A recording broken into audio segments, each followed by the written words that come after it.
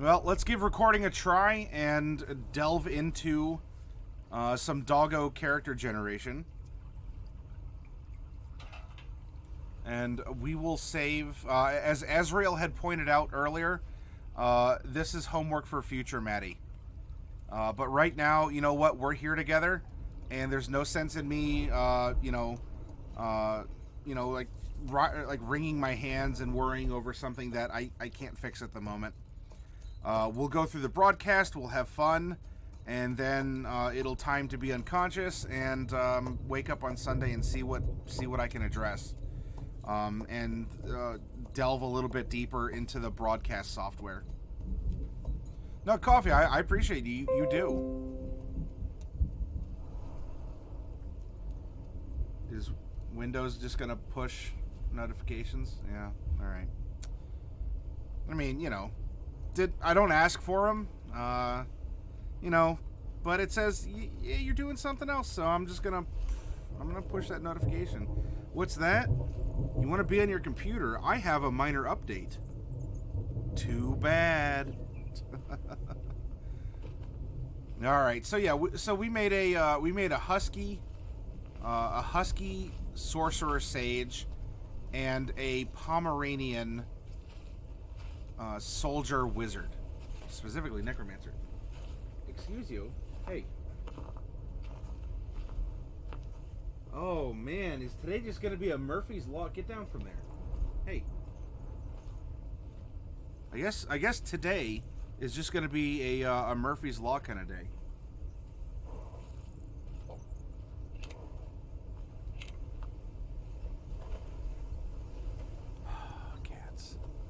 Hey, Bubonic, welcome. As the plagued one strides in the stench of death begins to overwhelm everyone present. In your heads, everyone can hear, "Fear not, mortals. The plague is a gift, not a curse. Embrace your doom." A smile wraps the face of the god as he selects a seat and watches everyone squirm. Well, what a grand entrance. If not a little bit messy, Bubonic. But welcome to you.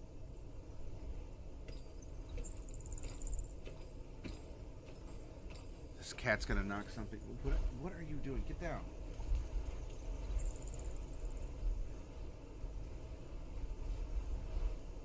Hey, I'm talking to you. Hi.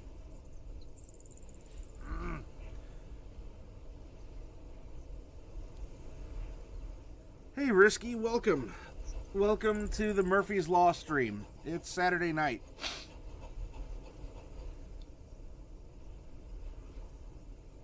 Yeah, thank you very much, Luke. And hey, if y'all are hopping back in the saddle, then that's awesome. I know you said you needed some time off to collect things, and so I hope you have an awesome show, brother. Let me raise a pint to you.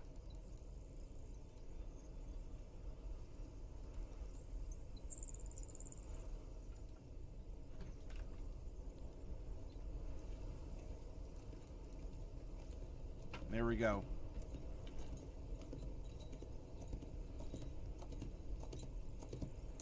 Okay. So now we were looking at Pomeranians because this is the face of our necromancer right here. However, it's time to put this face away and to delve into... You're very welcome, sir.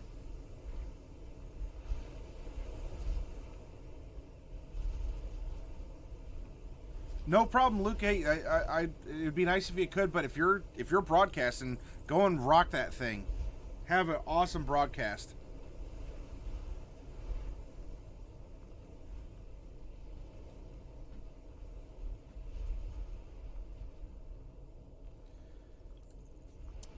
So you all remember that this is the handy dandy spreadsheet character generator, and you know what? This is going to be... It's tonight is going to be its final 2 uses before it gets retired for who knows what. Need a tank class? Well, we'll find out if we get one. let's start our rolling, right? We got to get our placeholders, and then we'll develop the character and talk about him. Oh, this cat is jumping around on everything and touching everything and trying to balance on things. Oh, this is making me nervous. Do I know? Does anyone ever really know, Ivalon? We have a male character. And we know we're making a doggo, so I'm going to roll a D3 and we're going to find out. If we have a large dog, a regular dog, or a lap dog. 1, we have a large breed of dog. So, you know, we're talking St. Bernards, maybe Afghans. Afghans are large. Don't unleash an epistemological debate with me if you want to get anything done tonight. Yeah, no, hey, get down from there. Come on. Murphy's Law tonight. I'm growling to the camera, but I hope you're getting that vibe.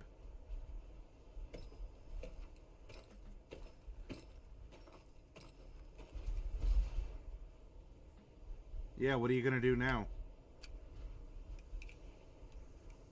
That's right. Congratulations, you played yourself. A Great Dane, English Mastiff, Great Pyrenees. That's right, a Lurge Derg. Alright, so we already have our race. Now let's find out the alignment. What is the personality? What is the expression of this character? 957, it is going to be a neutral good. A neutral good character. By the way, large dogs are medium-sized. Pardon me. Similar to how, you know, Dragonborn and Goliaths are still technically medium. And Furbolgs. My brother has a large breed dog, an Anatolian Shepherd dog. One of the top 5 biggest and tallest. Oh, an Irish Wolfhound. Ooh, yeah. Ooh, yeah, don't you know. Ooh, yeah, don't you know. The level at which we're going to generate the character is... We rolled a 50. We're going to generate a character at level 12. I even think they mentioned that breed in the book. We'll check it out here shortly. Now, we have 3 stat bumps available to us, and let's find out if we're going to replace any of those by taking feats. With a 58, nope, it's all stat bumps. That means our 4th character, I'm going to force at least 1 feat upon him or her. We had one character that took a wizard feat found in the supplement, but I would like to have another character that also explores this.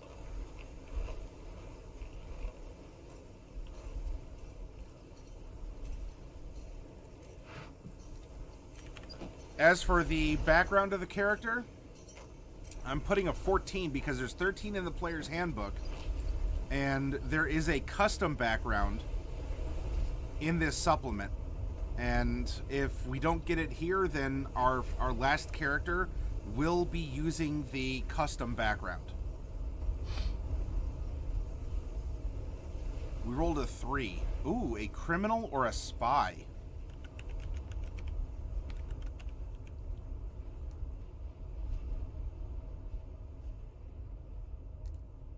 Roll a d8 to figure out which kind, and this is number 3. I don't know what number 3 indicates, then that's fine.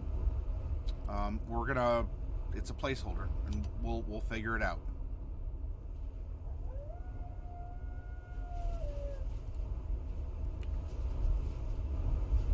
Personality traits, 3 and 3. Boy, this d8 really likes 3s. Well, there's a 3.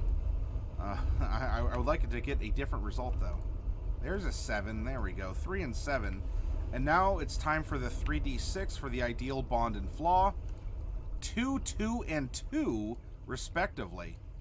2, 2, and 2. Azrael, yes, 3 is the count, and the number of the counting shall be 3.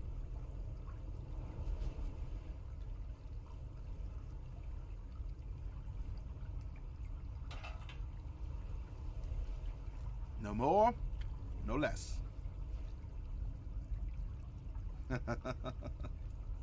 That's 5 is right out. 5 is right out.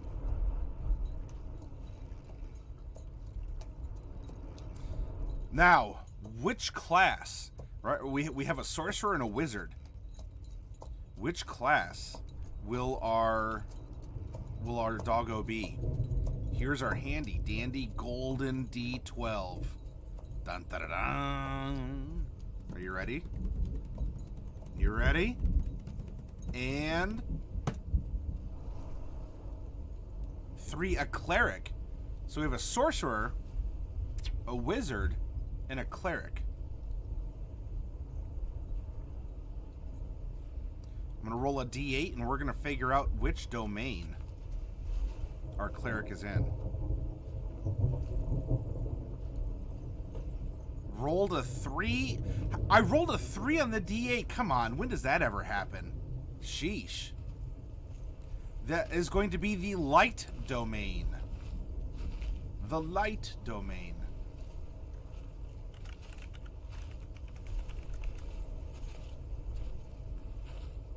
You have so many casters. It's yeah, this is a full, well, I mean, I guess we'll find out what doggo number 4 is going to bring to the table, but so far we're full caster party.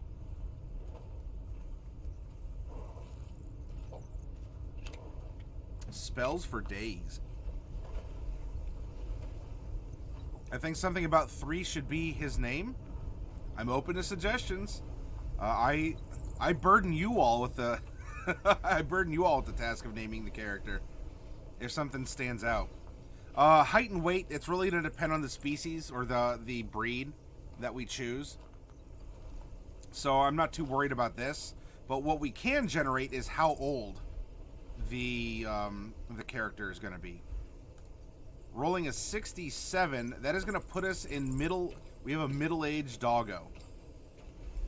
A middle-aged doggo is probably going to be from about 8 to 10 years old. So I'm going to roll a D3.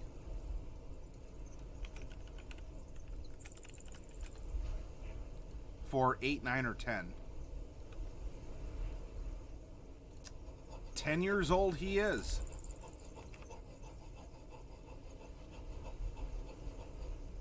Trip or Trey, because it sounds like Trey.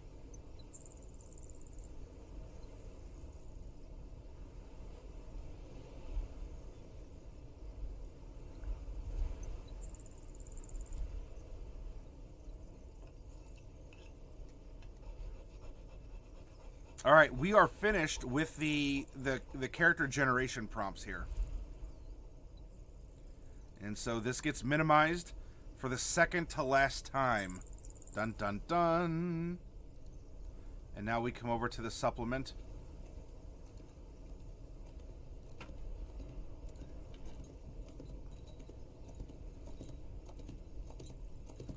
Let's see, as a doggo, our charisma score increases by 1. Our speed is 30 feet. 15 climb, 15 swim, 0 fly. Languages, we get common, doggy 1 and doggy 2 that we can choose. Keen senses, I'm filling in the dot for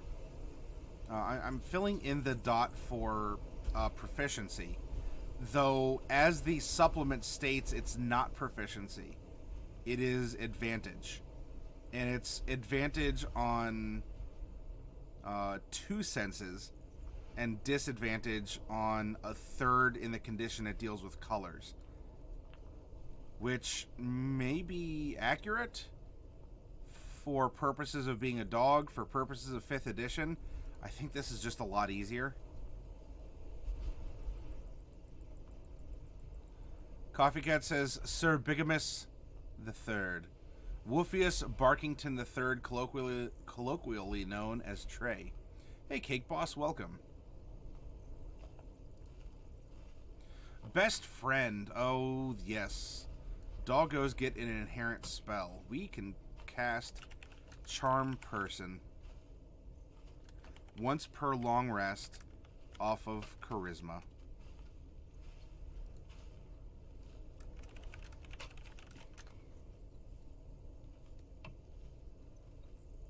And we're going to get a bite attack. This is based off of strength, and we are going to be biting at a 1d8 plus strength because we're past level 10. Now, as you all may recall when we were going over this, like we have been finding things here and there, maybe some incomplete thoughts or wording that just is a little awkwardly phrased. So we're making the best that we can from the content provided.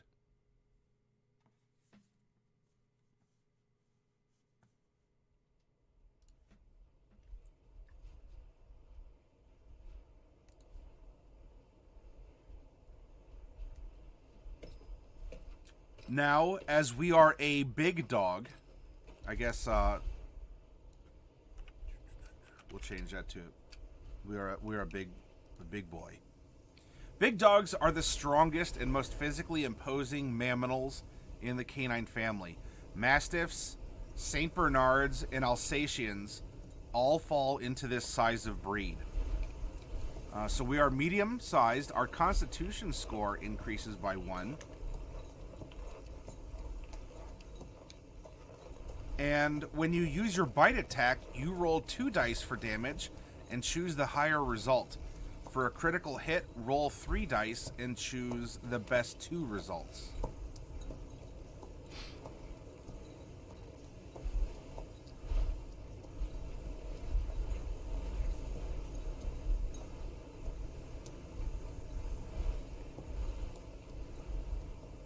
Oh, goodness. Sorry about that, everyone. Oh, Sheeps. Oh, Sheeps is here. Welcome, Oh, Sheeps.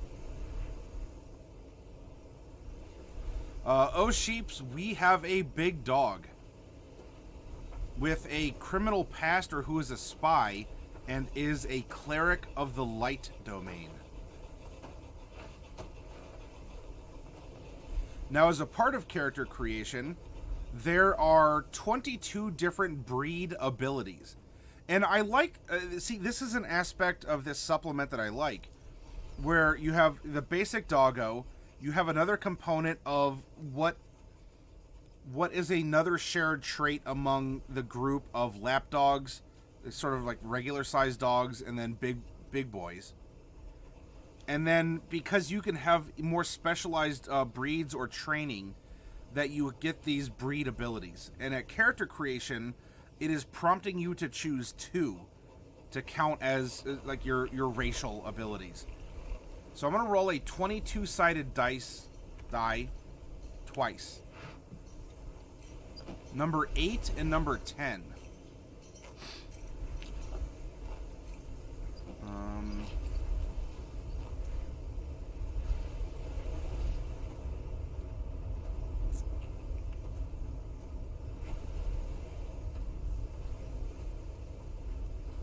Pardon me. Powerful Bite is a racial ability. And, alright. Number 8 and 10. 1, 2, 3, 4, 5, 6, 7, 8. Dogged Persistence. 9 and 10. Frenzied Fighting. You possess boundless energy and determination. When you take damage, you can use your reaction to gain resistance to all of the triggering damage. After you use this ability, you can't use it again until you complete a short or long rest. When you take damage, you can use your reaction to gain resistance to all of the triggering damage. Alright, so this is Dogged Persistence and Frenzied Fighting.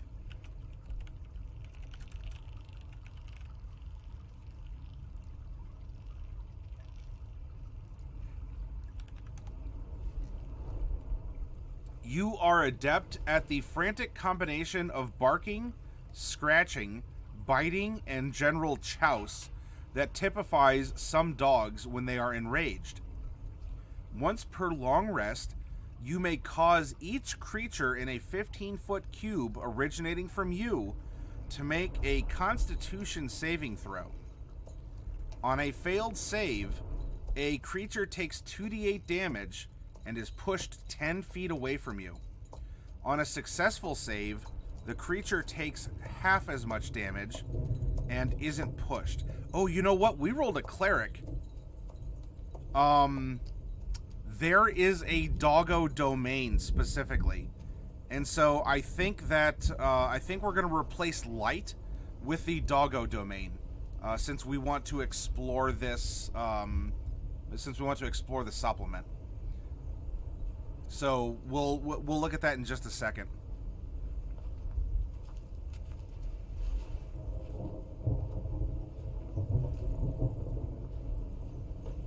Now, remember, as we're going through this content, this says a Constitution saving throw versus what?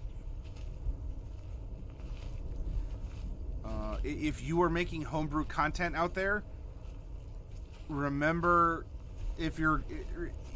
even if it seems redundant, make sure you are identifying what this stuff means. And it also, it says a creature takes 2d8 damage. What kind of damage is an enemy taking? Is it thunder damage? Is it bludgeoning damage? Because this is barking, scratching, biting, and such, is this, I don't know, does this count as magical damage? So here we have an idea, and an idea is fine. Frenzied fighting, right now this is written as a bit of a placeholder, but it needs clarification. So as this, as the content hopefully continues to be developed, it would be a good opportunity to go through and refine the language.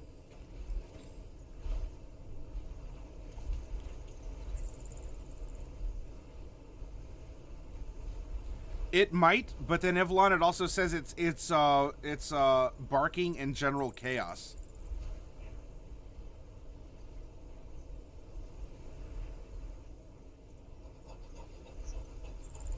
So, I'm not opposed to it being piercing damage or slashing damage, but I just want to point out that if you are going to homebrew supplemental material, make sure that you have this stuff identified.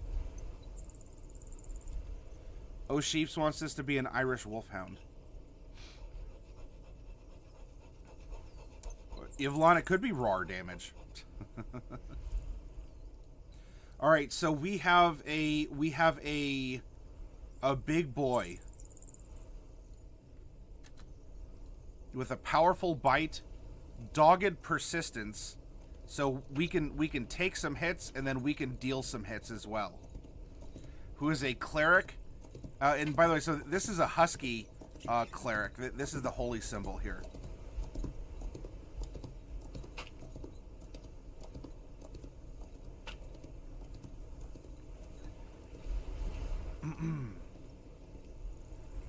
Now, we go to the background.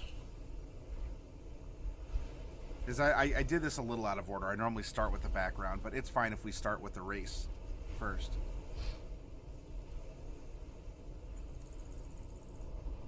Let's collapse that. Let's collapse this. Pardon me, and go over to criminal or spy.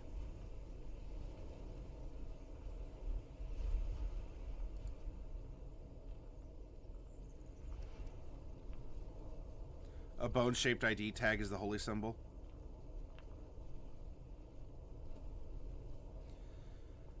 We are going to have proficiencies in deception and stealth.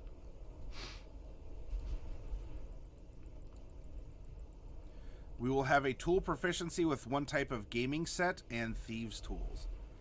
So clearly, because these are dogs, they can play poker, and so we're going to give them card tool proficiency, or gaming tool proficiency.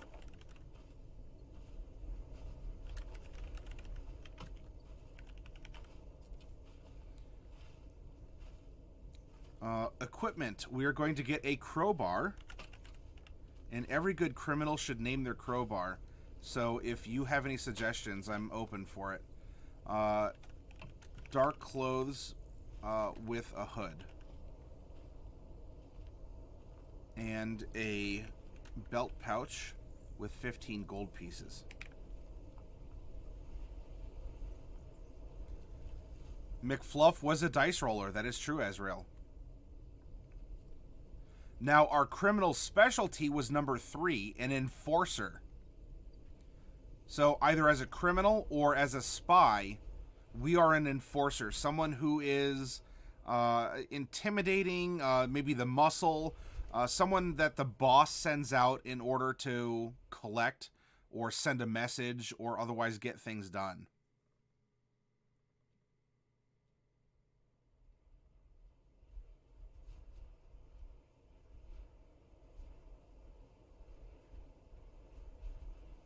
Black Wolf, that could be the case. That maybe that was their intention of leaving some things vague. At the same time, hey Black Echo. At the same time, if you're going to create content like this, if you're going to be creating rules, especially, vague rules really don't do people justice. And I'm not saying there has to be a rule for everything down to the slightest iota of an interaction. But there are some things that are missing out of the supplement that should be clarified. Azrael, you want to call it? You want to call the crowbar leg breaker? Ivlon says it should be named diplomacy. All right, so we have 2 options out there. Anyone else have opinions on what the crowbar should be named for our criminal? Hopefully reform, but I guess we'll see. Our enforcer. I'm going to write that in up here. Enforcer.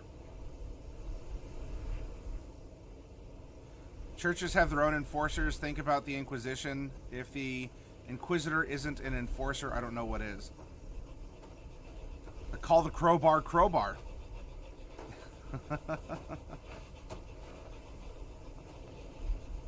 Might be a Crusader, Convention, or the Sword, or Conversion or the Sword. Possible, right? Let's see.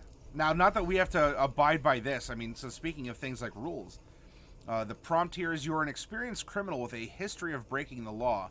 You have spent a lot of time among other criminals and still have contacts within the criminal underworld. You're far closer than most people to the world of murder, theft, and violence that pervades the underbelly of civilization, and you have survived up to this point by flouting the rules and regulations of society.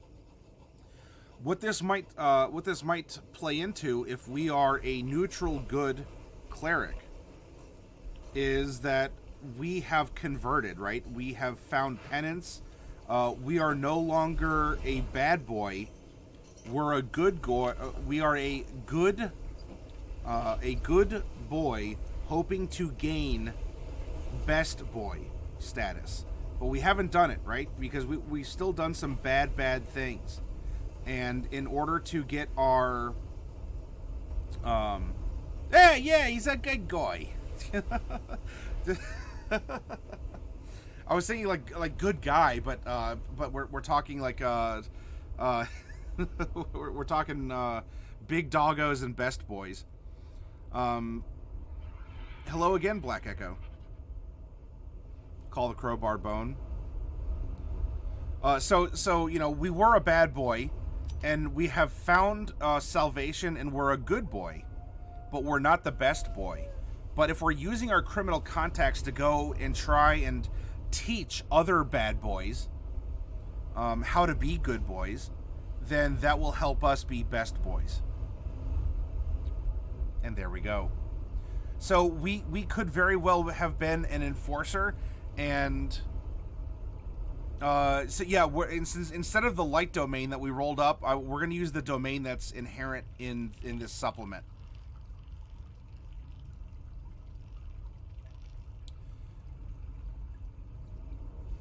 And so in this case, maybe we're a criminal, or maybe we've, we could have been doing some generic criminality, we are, we're stealing from the garbage can, we knock stuff over, we bark when we shouldn't be barking, and so, it's general mischief. But maybe in this case, because we're being sent back out by the church, we are a spy, and we are an enforcer of the church's doctrine. Now, that said, as per our background, we do have a criminal contact. Someone who is still in that criminal underbelly that can get us information, right? That at the poker game can pass us an ace with his foot. Right? Imagine the dogs playing poker image. No problem, Black Echo. It happens. We were discovering that there are some stream quality issues going on.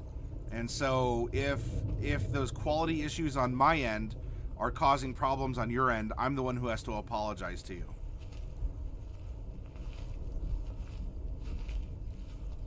All right, what is the personality of our former bad boy turned good boy, but not yet best boy? Characteristics, personality trait 3. The first thing I do in a new place is note the locations of everything valuable. Hopefully we don't just go in and start like peeing on it. Note the locations of everything valuable or where such things could be hidden. We're definitely sniffing around. I think it might be fun for the contact to be your previous owner. Yeah, we could flavor the contact as such. Bedtime, gotta go put the best foot forward in my new job tomorrow. All right, yeah, hey, Bubonic, thanks for coming and hanging out. Also, because it had been a minute since I've seen you, I hope that I hope they're writing, because you were doing some writing for a friend's visual novel program that they're making some content for. I hope that went well. Yeah, valuable could use a definition. What would be valuable to in a world of sentient dogs? What is valuable?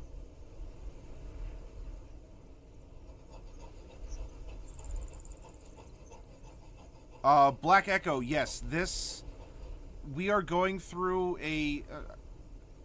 through these homebrew rules here for Dungeons and Doggies.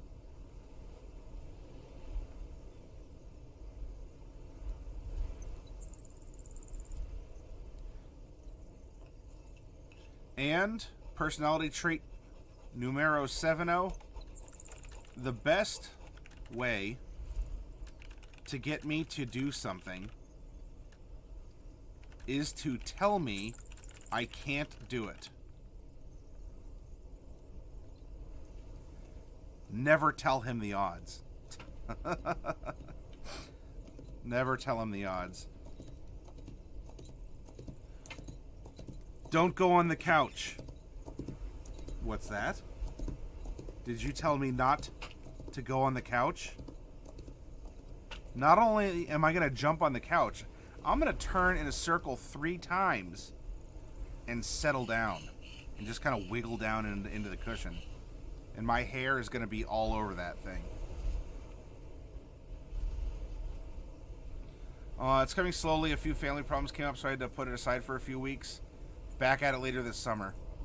Well, Bubonic, I hope that things are well with your family, and if anyone is is sick or in distress, that that gets resolved quickly and in a way that isn't gonna cause any sort of sadness or distress outside of that situation. Now our ideal is 2, our bond is 2, and our flaw is 2.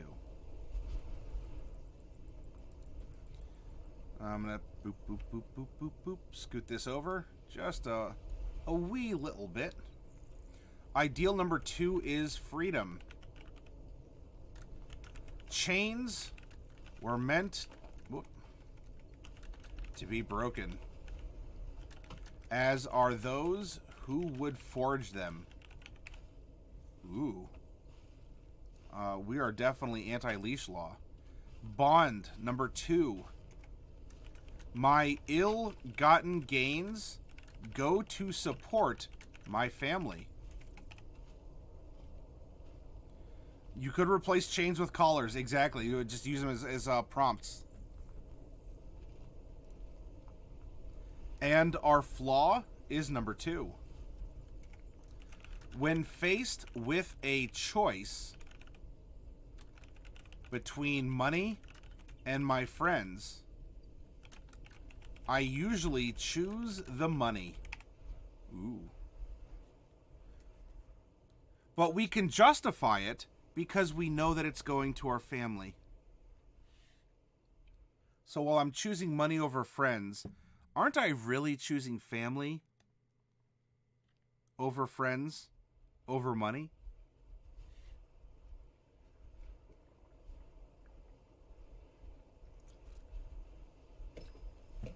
Aren't we bringing back pizza to the orphanage of little doggies? Like the main character in All Dogs Go to Heaven?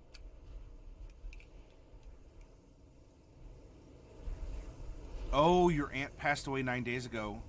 Thanks in advance. Gotta get... Okay, yeah. Oh, bubonic, well, you know, I'm sorry to hear that, and I hope, though, that, you know, that it brings the family together, and you can cherish any of the memories that you were able to have with her. Thank you for stopping by and, you know, and sharing that, but just, you know, sharing any sort of joy or other things that are going on with you. You know, with you moving and being busy and whatnot, I do sincerely appreciate the time that you're giving us here, Bubonic. Yeah, it could be his family outside the church. Nivalon. We have... So, that's what I love about the background system in 5th Ed. I'm so happy that something like this exists, because it does help to bring your character into the world. Not just how you exist, but why you exist. Which functions do you perform in society?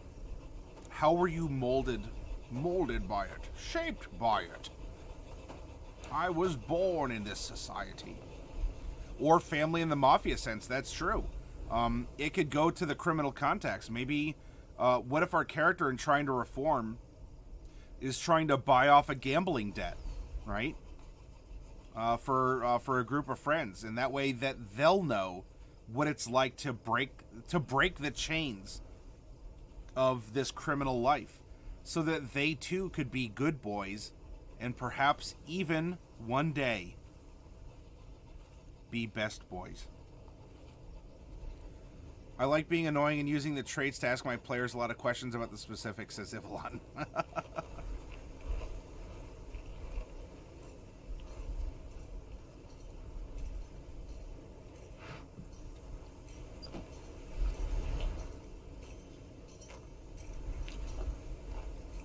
Alright, we have our race. We have our background. And now it is time to apply the Cleric. Yeah? Yeah. By level 12. And I don't think that's annoying, Ivalon, you know, in thinking about that. Because you want your characters to be products of the world in which they're playing. Right? It gives them some responsibility. It could even, well, especially backgrounds empower characters in significant ways. Yeah, some people could look at the background and say, I get skills from that. Okay, I mean, if that's the bare minimum. But your backgrounds can just allow for tremendous political pressure or ways to roleplay through a situation, to find information. And I feel that perhaps backgrounds aren't used as often as they could be. Oh, you asked too many. Well, at least you recognize as such, Ivalon. Let's see, by level 12, What goodies do we get as a cleric? Alright, so this is what we're worried about here. How many cantrips? We're going to know 5 cantrips. 1, 2, 3, 4, and 5. 4, 3, 3, 3, 2, 1. There we go. For our spell slots. Clerics are a D8 hit die class, and as we're level 12, you got it. We get 12 D8 of potential hit points to recuperate or recover in between, you know, fights. As we're hitting that old dusty trail, you know, so kind of sitting in the back of the wagon, not too much is going on, and we take a breather. It's natural recovery without needing to expend magical resources.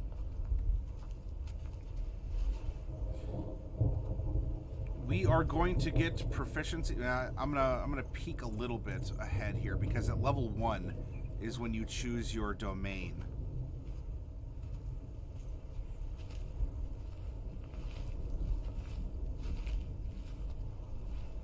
And so here we have the companion domain.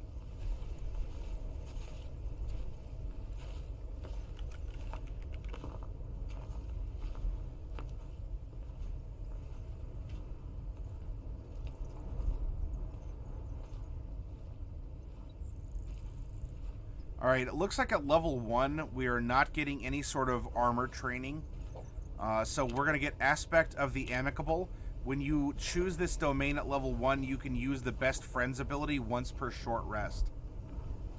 So coming down here, Best Friend is now going from once per long rest to once per short rest. We can cast Charm Person off of Charisma.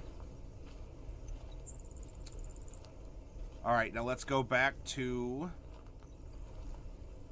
Cleric. So we are going to get light armor, medium armor, and shields.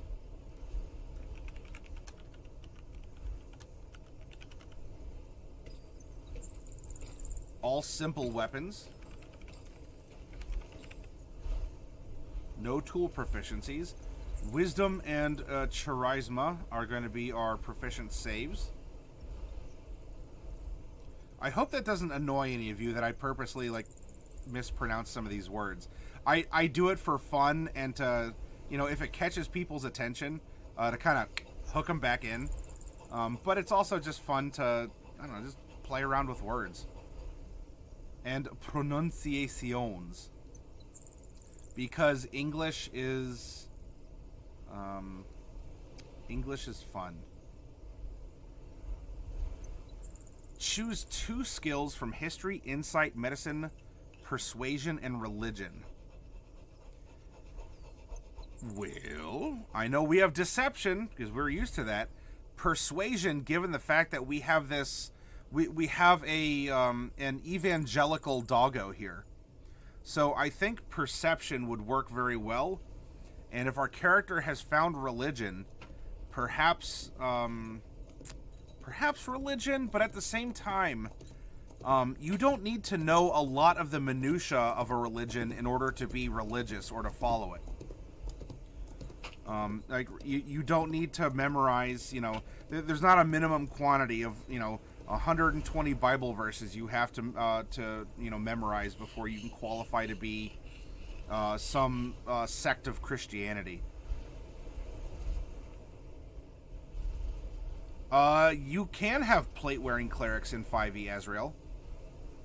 It just depends on the domain that you belong to or to which you subscribe. For example, the War domain will allow you to wear heavy armor. The Life domain will allow you to wear heavy armor. And some clerics also get martial weapon proficiency. And so now we're talking quasi-paladins.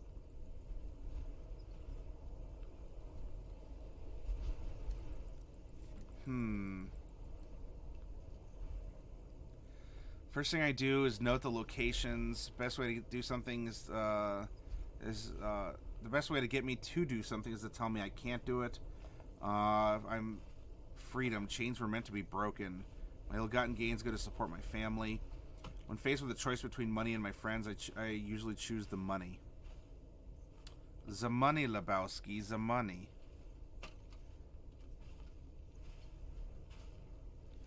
You know, I'm actually thinking insight.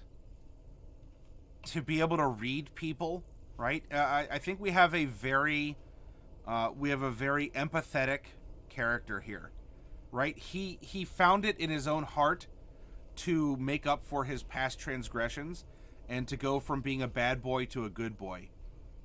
So I think insight and persuasion are going to be important for this character. Starting equipment, a mace or a warhammer of proficient? Well, we're not. So we have a bite attack, and we also have a mace. Scale mail, leather armor, or chain of proficient? Well, we're not proficient with heavy armor, and so I reckon we're wearing scale mail. So is our sorcerer, but of a different variety.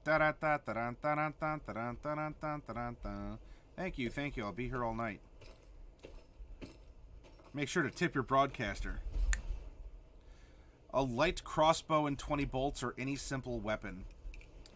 I don't know if we're going to have a very dexterous doggo here. Maybe a little bit. If we go simple weapon, I think something... You know what? If you were a criminal, you had a trusty dagger by your side. So we have a dagger for our doggo. Be useful at the poker table, too. A priest pack or an explorer's pack? I think if we're an evangelical doggo, we're going for the priest pack. So we can perform, rituals and whether they're inherently magical or not. It'll help our conveyance of our message. A shield and a holy symbol.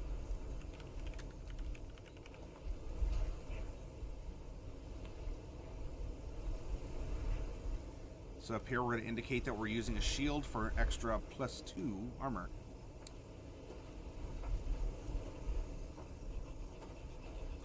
Spellcasting, we're going to get there. Not worried about that just yet. We are going to get Channel Divinity, however, or Chandiv, if you prefer. And that is going to be Turn Undead. However, that is going to turn into Destroy Undead, and by the time that we're 12th level, Destroy Undead is for CR2 or lower.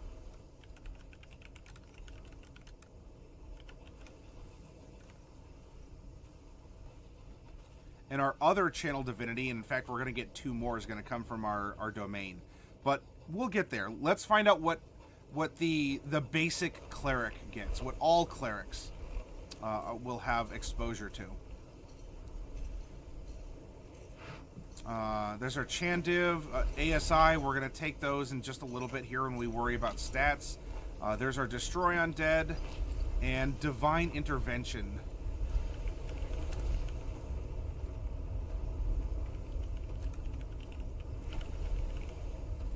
Being at 10th level, you can call on your deity to intervene on your behalf when your need is great. Imploring your deity's aid requires you to use your action. Describe the assistance you seek and roll percentile dice. If you roll a number equal to or lower than your cleric level, your deity intervenes. The DM chooses the nature of the intervention. The effect of any cleric spell or cleric domain spell would be appropriate. If your deity intervenes, you can't use this feature again for 7 days. Otherwise, you can use it again after you finish a long rest.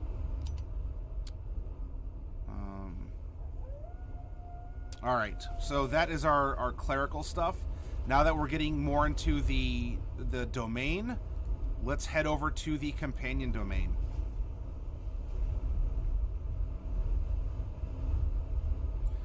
And in fact, we are going to get 2 more options here. One is going to be Invoke Companionship. Starting at 2nd level, you can use your channel divinity to reaffirm your allies' bonds. As an action, you present your holy symbol and evoke a positive energy which can heal and stir your allies. Choose any number of creatures within 30 feet. Each creature affected may gain temporary hit points equal to your cleric level. And then we have Lifted Spirits by 6th level. At 6th level, you can inspire an ally to face down impossible odds and press on in the face of adversity. As an action, you present your holy symbol and nominate one creature within 30 feet. It gains advantage on a saving throw type of your choosing. The effect lasts for 1 minute.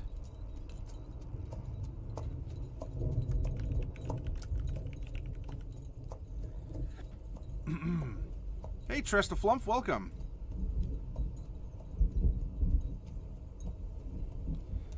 Tresta Flump is asking the important questions. Are there other color Azraels, like orange?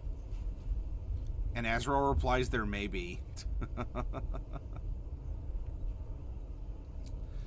Divine Bite. At 8th level, you gain the ability to infuse your bite attacks with the combined strength of your allies. Once in each of your turns, when you hit a creature with a bite attack, you can cause the attack to deal an additional 1d8 piercing damage.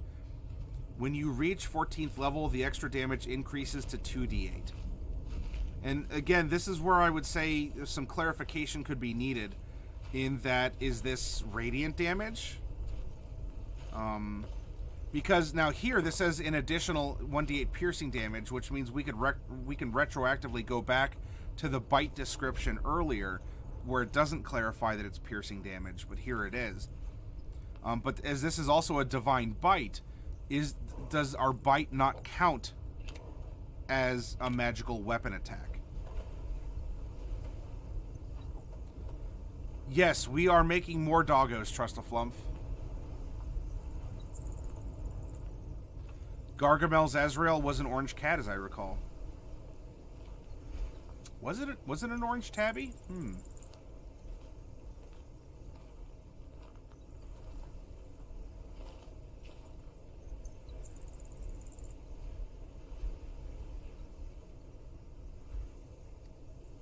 So, based on what's written, I'm just going to put that our bite is a 2d8 weapon.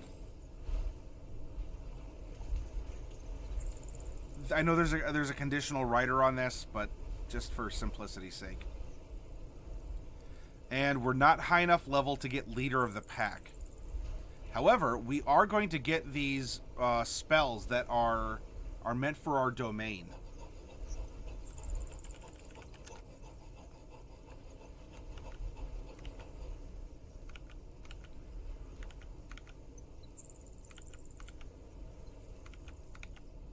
Go. And we were at 4, 3, 3, 3, 2, and 1. Our domain spells are going to be Guiding Bolt and Healing Word, Aid, and Calm Emotions.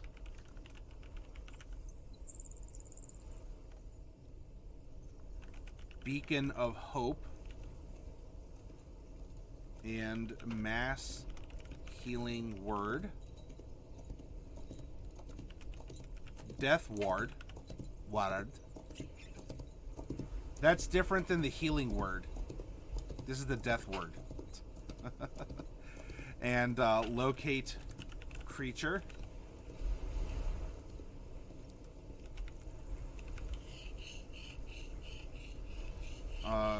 Gaius and Greater Restoration.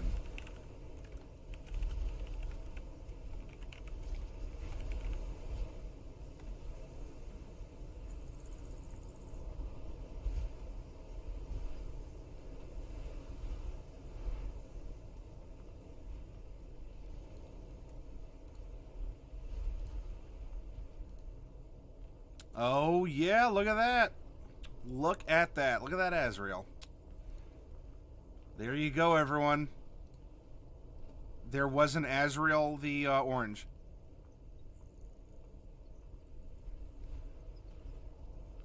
I knew there'd be an orange Azrael. This week's been brutal. Yeah, trust a flump.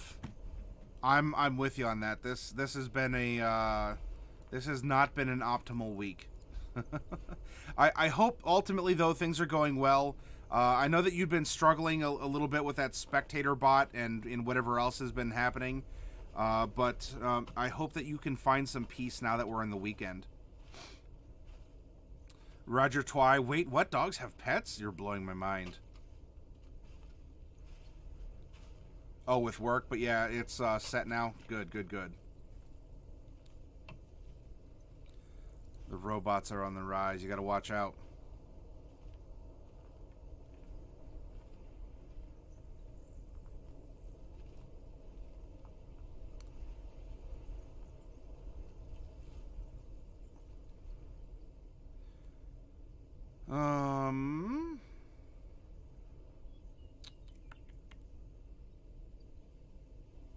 Oh, by the way, this is their sample cleric, Cerise, the Saint Bernard.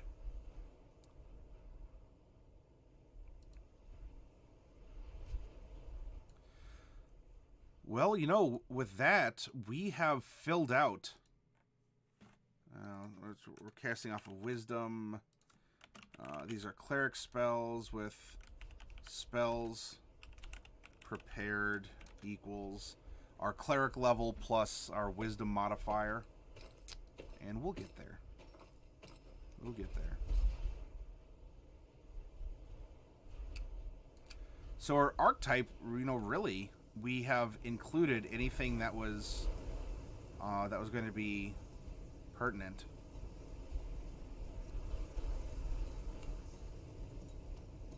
So we don't need these.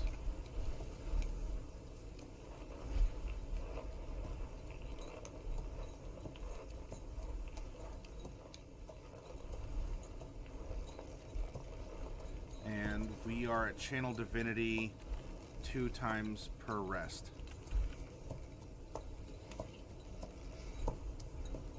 So actually, we can reflect that down here, where we would normally put stuff like key points.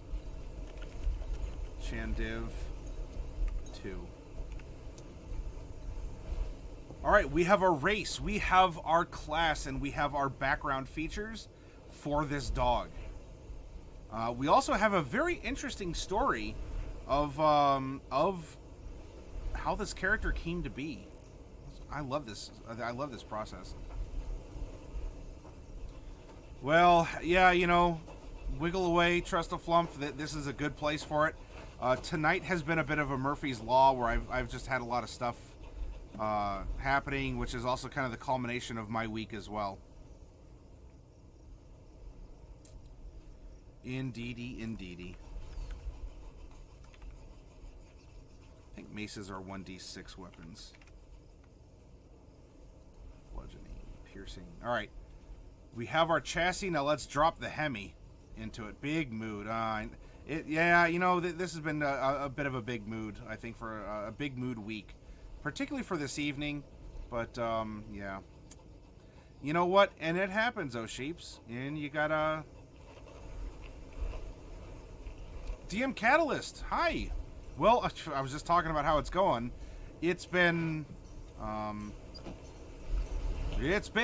what? No, I'm not gonna sing. But today's the peak of it. Well, you know what? Because look, this is the last broadcast of the week. I go dormant on Sunday and Monday, and then we come back around on Tuesday for a role-playing session. You know, I have a list of things that need tended to, a list of things that just need fixing. And it's also going to be a time of rest where I'm not just, you know, because on Thursday I just was not functional to broadcast. In my opinion, I would have given you a poor performance, and you all deserve better. And so I've been still trying to play catch up with that. So we'll see. All right? This too shall pass. This too shall pass.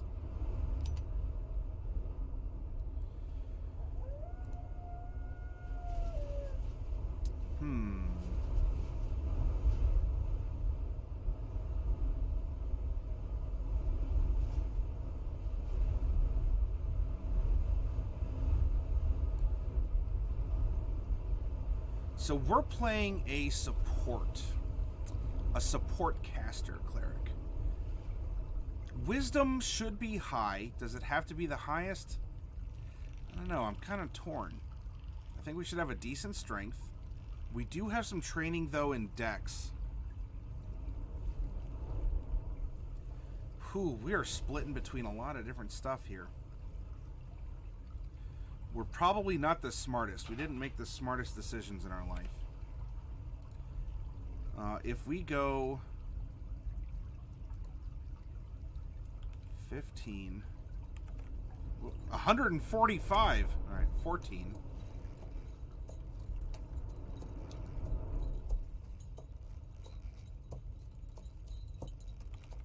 13, 12, and 10. When we add in our modifiers, DM Catalyst, thank you very much for that host. There we go. Wisdom is through the roof. Yeah, or should I say the wisdom is through the woof. The puns are real, and that's fine because I appreciate that kind of creativity. DM Catalyst, thank you very much for that. Now we get a stat bump at 4, 8, and 12. 2 points apiece. So that's 2 and 1 or 1 and 2 stats. So we have 6 points that we can sort of distribute through here. And I think what we can do is let's bring Wisdom up to 16. Let's bump our Con and our Dex. And then we have 2 more points to put into something. And I'm kind of thinking it's not bad to be a mid-tier, you don't make the mistake in 5th ed that you have to max out your primary stat, especially as a caster. There are a lot of spells that you can cast that do not require a save or an attack. It's simply an effect that occurs. And as well, because the proficiency bonus is going to give you a lot of work. So it's not just your ability modifier. I'm kind of thinking, because we have kind of a well-rounded character, of putting those final 2 points not in wisdom but in strength. I'm starting a game tomorrow where my character's primary stat is a 13. And that's their best score. Oh, so was this a random roll, or is this thematic where, are you playing like a child character, so you sort of put an artificial cap on your stats to reflect that they're young or inexperienced? What's the context to that? Oh, it was all random number. All right. So that just means you're going to have to be a clever flump. Oh, poor little kobold. Has a 4 strength. Oh, that's so weak. You're going to have to get by then with your big wobbly ugu eyes and make people feel bad for trying to hit you. Now we can fill in our numbers. Remember, where you're proficient, add in your proficiency bonus at level 12. It is a +4. So our stealth is going to be a 6. Our con is a 1. We're just going to discreetly copy and paste this -1 all the way down. There we go. We definitely weren't hired for our smarts.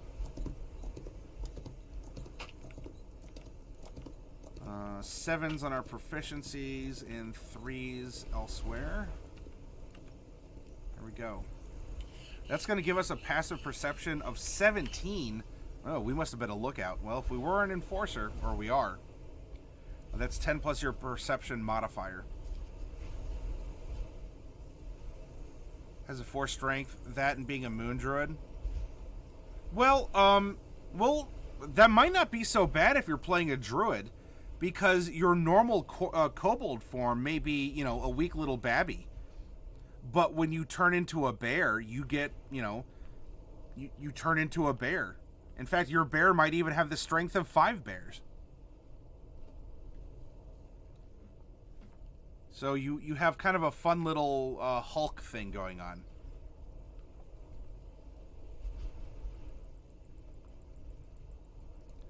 Our initiative modifier is a +2 because it is a dex check. Armor class. Scale mail is 14 plus dex up to a cap of 2. Well, we do have 2, so that's 16. And with our shield equipped, we have an 18 AC. We do not have dark vision as a doggo. And we have earned ourselves our name finally. Everyone, if you've been stewing on some names, we're no longer a set of stats. We're a lot more fleshed out now. Our bite is actually all of our attacks. I mean, dagger, we could, if we want finesse, we can, but it's going to be the same.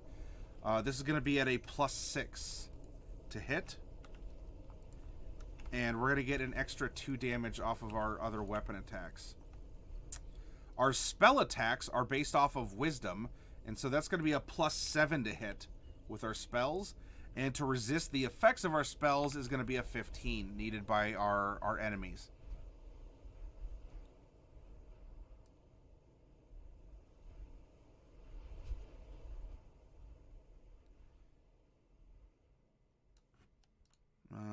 Take that down here. 15 +7 to hit. Our channel divinity was 2 times per rest. Cantrips were 5. 1, 2, 3, 4, and 5. Now our spells prepared, remember that is your cleric level plus your wisdom modifier. So that's going to be a 15. We're a level 12 cleric and we have a 3 wisdom modifier. So among all of the spell levels that we can cast, we can distribute up to 15 spells. And domain spells and our racial spell, Best Friend, do not count toward the 15. This is the cherry on top, although it's 15 cherries on top. His name is Woo Woo. Oh my goodness. Trust a flump, that's cute.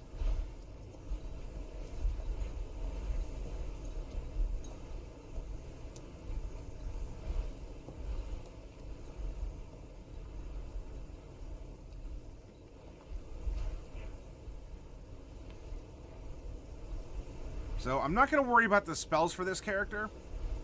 We have his story, and we've now manifested him as he exists.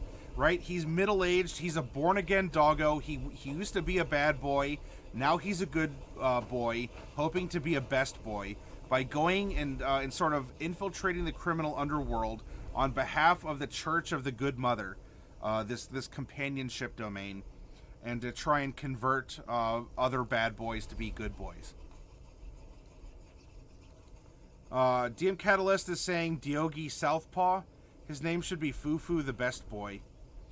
I also had some suggestions from earlier to call him Trip or Trey, because when we were rolling up some personality traits and other things for this character, 3 came up uncannily frequently on our D8s. So I'm willing to entertain a lot of different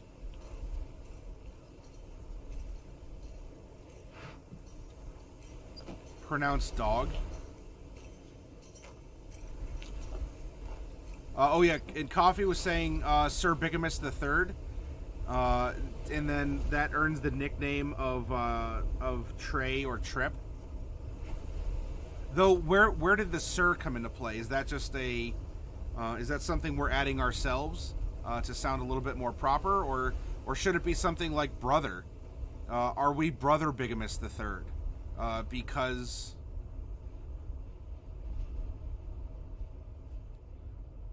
Oh, so it's not doggy, it's D-O-G. Got it. Okay, D-O-G. Woofius Barkington III, colloquially known as Trey.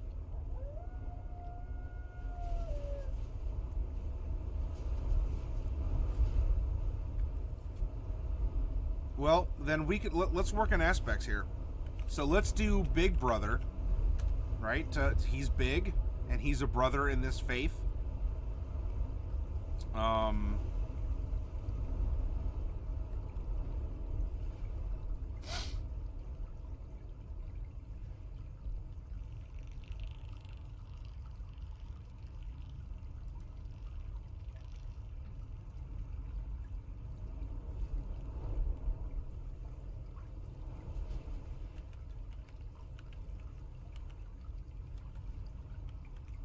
Woofius D, I guess, and D can stand for dog. Kind of like, you know, Nicholas D. Wolfwood, if any of you are familiar with that character.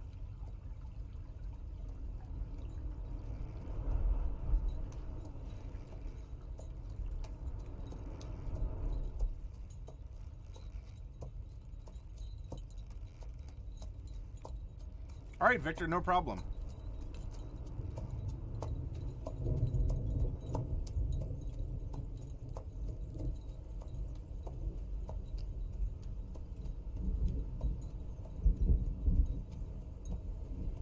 Azrael got it. Yep.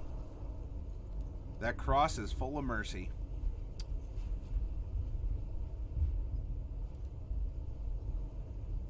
The priest, exactly.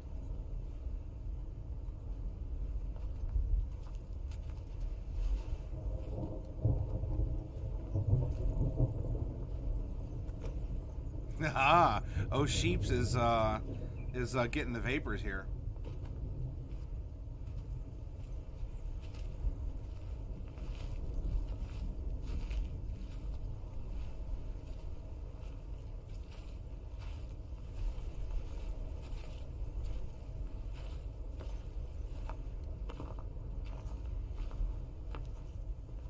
I barely remember the show, but I can remember him.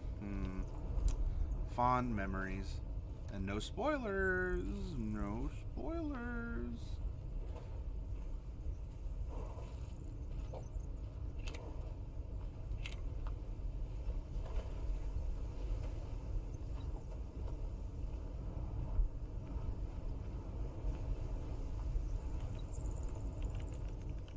There we go. Big Brother Woofius D. Triwood. We'll take inspiration from the suggestions as we could, and we'll put them all together. And what do we have? A very eloquent name. As someone who perhaps, you know, flaunted such a name in the criminal underworld as well, and has gone on to find mercy and to help spread it around. Oh, our hit points. Derp, derp, derp. 8 at level 1 because you get your maximum hit points based on your hit die. For our remaining 11 levels of our 12, you get half plus 1 of your hit die. So that'd be 5. Remember, you know, half of 8 is 4, plus 1 is 5. And then for all of the rest of our levels, all 12 of them, we get bonus hit points equal to our Constitution modifier. And so here's our formula. It's not too hard. 55 plus 12 is 67. Plus 8 is going to put us at 75. There we go. I'm not going to choose the spells. I mean, we could sit down and hem and haw over the spells that this character is going to take. And, you know, I don't think it'll necessarily add much to the personality. It could help tell the story, right, of how this character came to be, because the cantrips you'd pick up along the way should reflect you know, your adventure and the necessity to learn these different things. And of course, having such a mutable spell list is, I mean, it is what it is. Better than Father Alexander Anderson. So yeah, we're going to invoke some Helsing. Alright, so here we go. Now, we don't have a dog no, not a species. We don't have a dog breed. So we have a big dog in some way. I'm going to get up and take a break, everyone. And if you have some suggestions for which kind of a large breed dog you think that this reformed criminal should be, then let me know, and we can apply it.